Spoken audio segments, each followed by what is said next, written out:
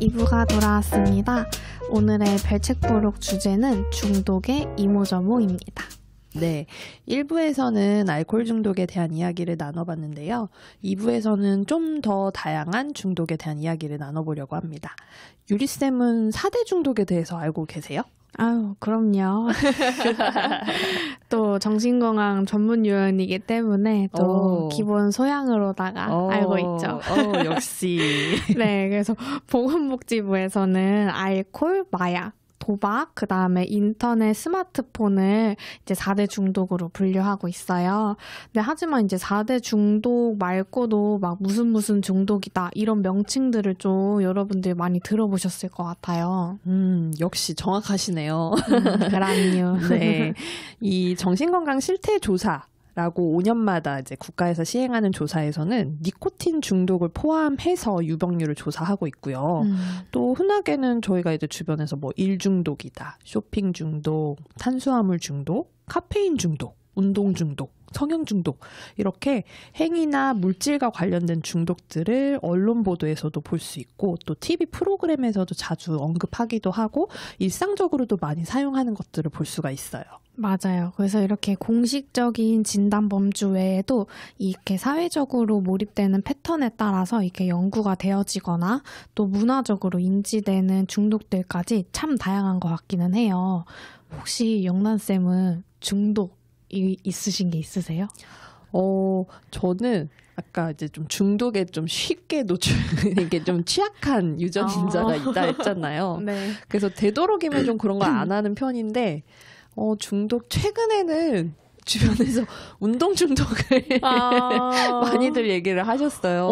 맞아요. 네, 제가 막 아무리 몸이 지치고 힘들어도 뭔가 운동을 가는데 처음엔 즐거웠는데 나중에는 뭔가 쉬면 불안하고 막 이틀 이상 운동을 가지 않으면 뭔가 죄를 짓는 것 같고 이런 기분들에 좀 시달려서 주변에서 농담처럼 김종란 씨라고 부르기도 하고 운동 중독이다 얘기를 하니까 그때서 조금 인지를 하고 지금은 조금 내려놨어요.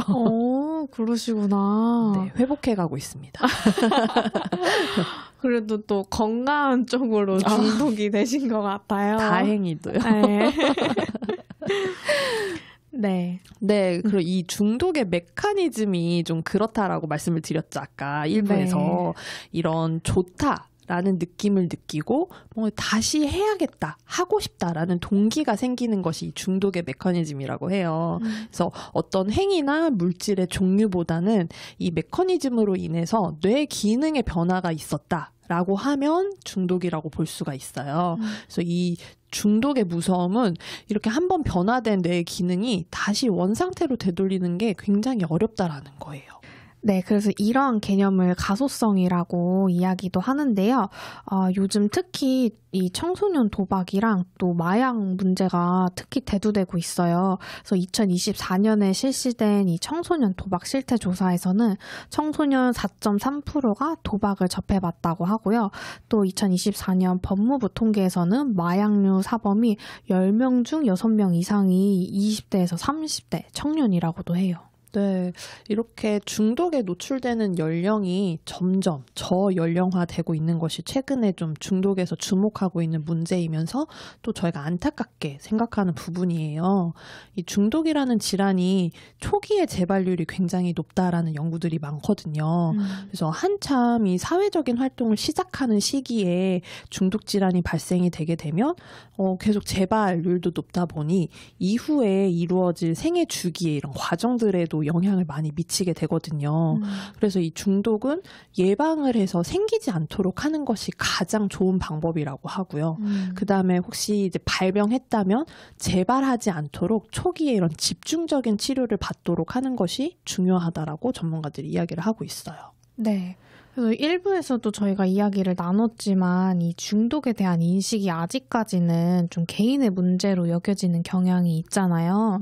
그리고 또 도박이나 마약 문제는 또 집중받기 전까지는 이 심각성에 대한 논의도 많이 되지 않았다는 생각이 들어요. 그래서 그러다 보니까 이제 치료 시기도 많이 놓치게 되는 것 같고요. 맞아요. 그래서 이런 중독하고 관련된 연구조사 자료가 이렇게 썩 많다라고 보기가 어려워요. 그래서 이런 각 지역에서도 이제 막 중독과 관련된 연구나 조사들을 활발하게 하고 있는 모습들을 보이고 있고요. 그래서 저희 세종시에서도 2024년에 중독 정신건강 실태 조사를 실시를 했고, 또 이 시민들의 중독 질환 유병률과 뭐 정신건강 상태나 인식도 이런 항목들을 포함해서 조사를 했고요. 올해에는 이런 읍면동 간의 세부 특성 연구도 진행을 해서 저희가 지난 8월에 결과 보고에도 가지기도 했어요. 네. 저는 이제 저희 조사도 그렇지만 중독과 관련된 이 유병률이 생각보다 낮게 나온 게 아닌가라는 생각을 했어요. 맞아요. 사실 주변에 살펴보면 중독 문제 가지고 있다라고 하는 이야기를 많이 듣는데 유병률은 정작 되게 낮게 나오거든요. 근데 이게 현재 이제 중독 조사들이 가지는 좀 한계점이라고도 볼 수가 있는데요. 이 중독 질환이라는 자체가 낙인감을 갖고 있기 때문에 좀 축소 보고가 되기도 하고, 또 뭔가 이렇게 중독 환경에 대해서 좀 약간은 허용적인 문화들이 있어 왔기 때문에 좀 이런 내가 중독 수준이 이런 위험 수준이다라고 인지하는 거를 잘 못하고 있기 때문에 실제 유병률보다 좀 낮게 보고되고 있는 것 같다라고 이런 원인들을 전문가들이 좀 분석을 해놓은 자료들이 있기도 하거든요. 네. 그럼 이런 통계 자료나 좀 연구 결과들이 정책들을 만들어지는데 좀 보완이 필요한 부분들도 있긴 하겠네요. 맞아요. 이게 결과가 좀 정확하게 나와야 그런 정책이나 제도들도 정말로 실질적으로 도움이 될 수 있는 방향으로 갈 수 있기 때문에 사실 좀 이런 조사 결과나 연구 결과들이 좀 보완이 될 필요가 있을 것 같아요. 그럼 저희 세종시 정신건강조사에서는 중독에 대한 인식이 어땠었나요? 네, 이게 문항들이 굉장히 많이 조사를 하긴 했는데요. 저는 그 중에서 이제 시민들이 인식하는 세종시의 중독 문제 심각 정도에 대한 결과를 말씀드리고 싶었어요. 응답자가 총 저희가 1,002명이었는데 각각 이제 음주 문제가 심각하다라고 응답한 비율은 15.1%, 약물 문제가 심각하다는 10%, 도박 문제가 심각하다는 9.8%, 스마트폰 사용은 22%. 정도로 나타났거든요. 그래서 응답해 주신 이 순서대로 정리를 해보면 높은 응답 순위 스마트폰, 음주, 약물, 도박 순이었어요. 아무래도 이 스마트폰이나 술은 우리가 좀 가장 흔하게 접하는 그런 환경에 있기도 하고, 또 법적으로 처벌을 받는다던가 하는 이런 제재 장치가 없는 중독 문제이기도 해요. 그런 이제 특성이 좀 있었고, 또 최근에는 도박이랑 마약 중독에 대한 관심이 좀 집중이 되기는 하는데, 원래 이제 과거부터 좀 가장 많은 중독 환자가 있었던 구는 알코올 문제였거든요. 그래서 사실 이제 이 비율보다는 좀 어느 한쪽도 긴장의 끈을 놓아서는 안 된다라고 말씀을 드릴 수 있을 것 같아요. 네, 그럼 이 중독 문제가 발생됐을 때 회복을 지원하는 자원도 충분한지도 궁금하실 것 같아요. 근데 이제 현재 중독 전문 의료기관으로는 알코올 전문 병원이 전국에는 이제 9개소, 그리고 마약류 중독자 치료보호기관이 30개소가 있어요. 그리고 이제 지역사회 기관으로는 포괄적인 서비스를 제공하고 있는 이 중독관리 통합지원센터가 전국에 60개소도 있고요. 네, 좀 더 세분화된 지역사회 서비스 기관들을 살펴보면 도박 문제 예방 치유센터가 14개소, 마약류 중독 재활센터, 요즘엔 이제 함께 한걸음 센터라고 부르는데요. 이 센터는 17개소, 그리고 스마트폰 심센터가 18개소가 있고요. 또 이런 중독자 재활 시설이라던가 공동생활가정, 주간재활시설, 직업재활시설들은 토탈 전부 합쳐서 전국에 18개소가 있어요. 그래서 이런 정보가 좀 필요하신 분들은 국립정신건강센터 누리집에서 중독 주요 지표 모음집이라는 자료를 찾아보시면 좀 도움이 되실 것 같아요. 네. 그래서 사실 이렇게 숫자로 보면은 많아 보일 수도 있지만 전국 단위의 시설을 말씀드려서 그렇지 이제 실제로 각 지역에선 이제 한 곳만 있거나 아예 없는 지역도 있어서 좀 턱없이 부족하다고 볼 수 있어요. 그래서 저희도 실제로 현장에서 이런 환자들을 지역사회에 있는 기관으로 의뢰를 드릴 때 정말 주변에 시설이 없어가지고 다른 지역으로 이제 넘어가야 되는 그런 상황들도 많이 접하기는 했거든요. 맞아요. 사실 정신건강복지센터는 현재 250개가 넘거든요. 근데 이제 중독관리 통합지원센터는 60개이면은 그 수준 차이도 거의 한 4분의 1 수준인가요? 그렇죠. 네, 굉장히 이제 차이가 나는 걸 볼 수가 있고요. 또 이런 중독 재활 시설, 다른 정신건강 시설도 마찬가지이긴 한데 기관을 운영하는 것 자체도 좀 힘들지만 뭔가 이렇게 지역 주민들이 우리 지역에 그런 시설이 들어올 거야라고 하면 이런 기피하는 현상들 때문에 사실 운영할 공간을 마련하는 것부터가 좀 쉽지 않다라는 현실적인 이야기들을 접하기도 하거든요. 그러다 보니 좀 안타까운 마음이 크죠. 네, 그래서 이 통계 자료가 정확하지 않을 수 있다는 것도 또 이 시설 수가 부족하다는 것도 부정적인 낙인에서 오는 것도 이렇게 한 번쯤 저희가 이제 정말 회복이 가능한가? 이 중독이라는 질환이 회복이 가능한가에 대한 질문을 조금 짚어봐야 될 것 같아요. 영란쌤은 회복이 가능하다라고 생각을 하시나요? 이게 중독과 관련한 자리에 가면 많이 하는 질문들이에요.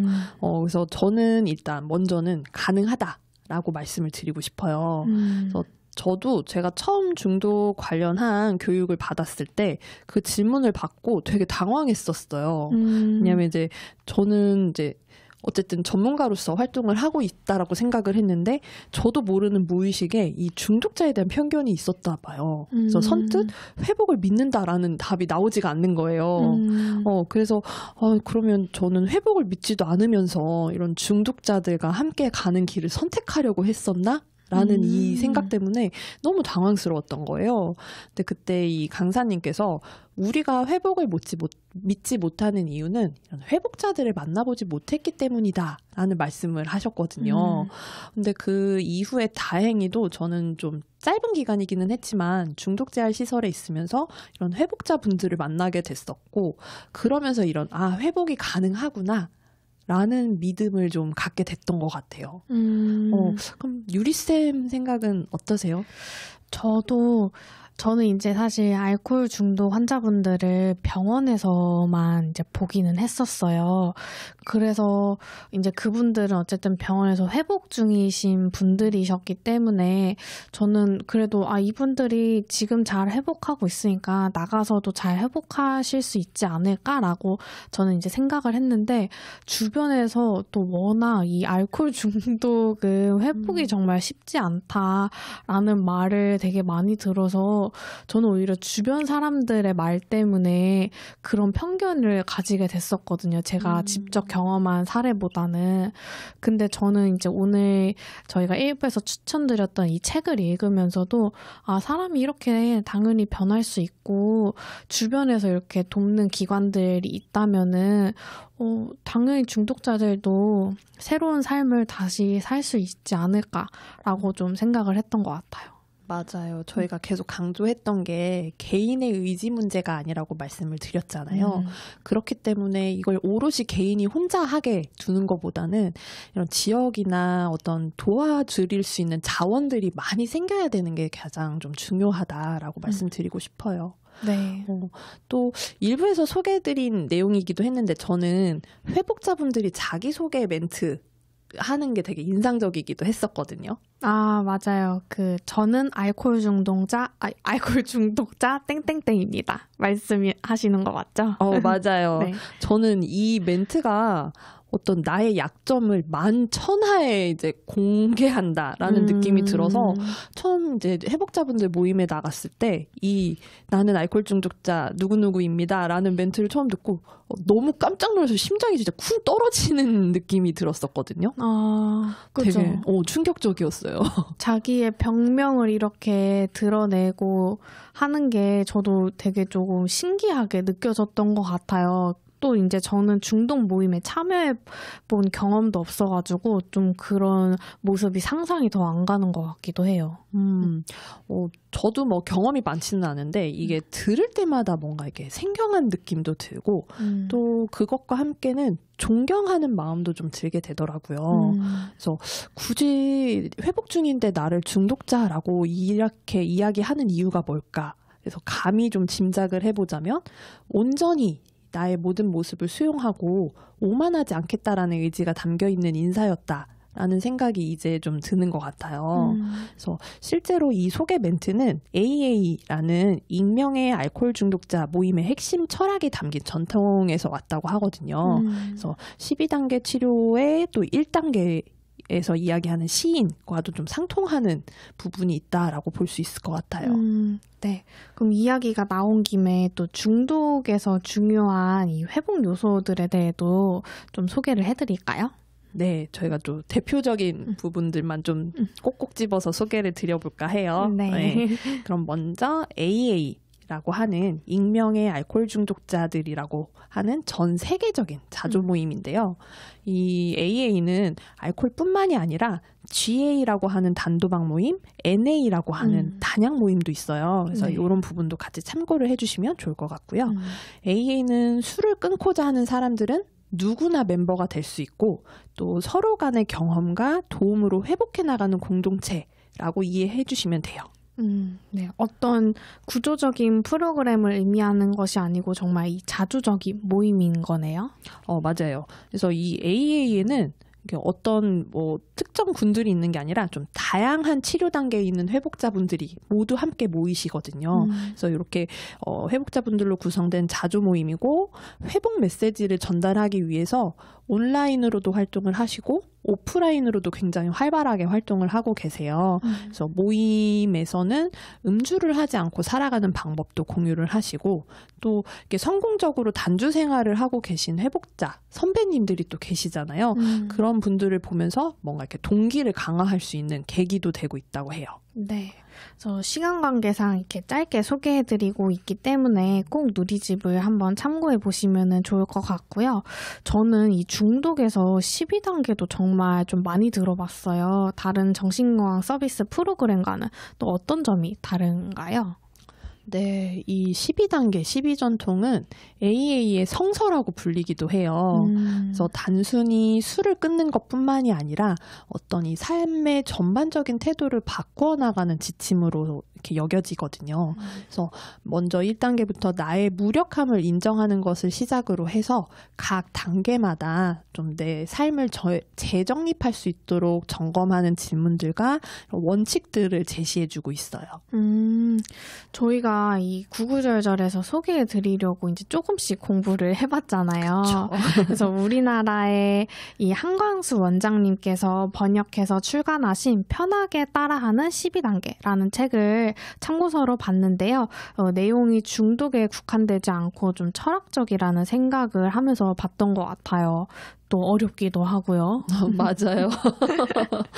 이 12단계에 대한 책자나 어떤 모임들, 또 이제 교육들도 굉장히 좀 다양하게 열리고 있기 때문에 이제 좀 관심이 있으신 분들은 중독관리통합지원센터, 각 지역에 있는 센터에 좀 연락을 해보시면 정보를 얻으실 수가 있을 것 같고요. 또 저는 좀 좋은 기회가 좀 닿아서 12단계 프로그램에 참관을 해봤었던 경험이 있었어요. 진행 시간이 한 2시간 정도씩 회기마다 진행이 됐었는데 그 시간이 이렇게 짧게 느껴질 만큼 이 모이신 분들이 그런 질문에 대해서 고민을 하고 또 답하시는 모습들을 보면서 이게 꼭 중독 문제뿐만이 아니라 뭔가 되게 철학적으로 모든 삶을 좀 되돌아보는 그런 시간이었던 것 같아서 저도 저의 삶을 좀 돌아보고 인생에 대한 통찰력을 키울 수 있었다 하는 그런 좋은 경험이 됐었는데요. 그래서 이렇게 짧게밖에 소개를 못 드리는 게 너무 아쉬워요. 네. 그래서 저도 이 회복을 지원하는 자원들을 알아보면서 이 타인에게 의존하지 않고 스스로 그리고 또 경험해본 자들이 대가 없이 서로를 도우면서 이 회복해 나가는 이 순간들이 되게 조금 대단하다라고 느껴지고 이 평생을 노력해서 살아가시는구나라는 거를 좀 느끼게 됐던 것 같아요. 그래서 저도 이제 회복을 확실히 믿는다라고 말씀드릴 수 있을 것 같네요. 네, 이렇게 회복에 대한 뭔가 전파를 하면서 저희가 끝내게 돼서 마음이 좀 기쁘네요. 네. 그래서 사실 알코올 중독에 대해서 많은 분들이 아직까지도 편견을 많이 가지고 있으실 텐데 알코올 중독도 또 다른 중독들도 어쨌든 회복할 수 있으니까는 적극적인 치료를 받으시면 좋을 것 같네요. 네, 맞아요. 또 이게 부정적으로 봐서 중독에 몰입하게 된 거지만 사실 저는 회복자분들의 가장 큰 힘도 이런 몰입에서 나온다라고 생각을 하거든요. 그래서 이런 긍정적인 몰입들, 그러니까 회복을 위해서 AA 모임을 삶의 중심에 두고 어떤 내가 이 다른 사람 회복자를 돕는다라는 것들에 시간을 굉장히 많이 투자를 하시거든요. 비용도 투자를 많이 하시고. 그래서 이런 회복자분들의 이야기를 듣다 보면 정말 대단하다. 라는 말이 되게 절로 나올 때가 있어요. 그리고 또 굉장히 삶을 또 철학적으로 살아가세요.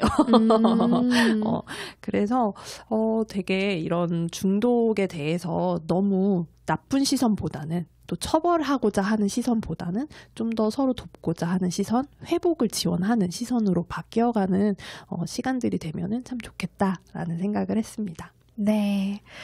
그래서 저희가 오늘 이렇게 올해를 마무리하는 주제로 이렇게 중독을 가지고 왔는데요. 저희는 이제 또 올해 12월이 끝났기 때문에 또 긴 방학을 들어가게 될 것 같아요.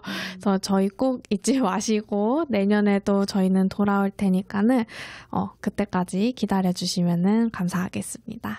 네, 지금까지 말 한마디 한마디 건강한 마음을 전하는 구구절절 진행자 유리 김영란이었습니다. 구구절절 이만 구이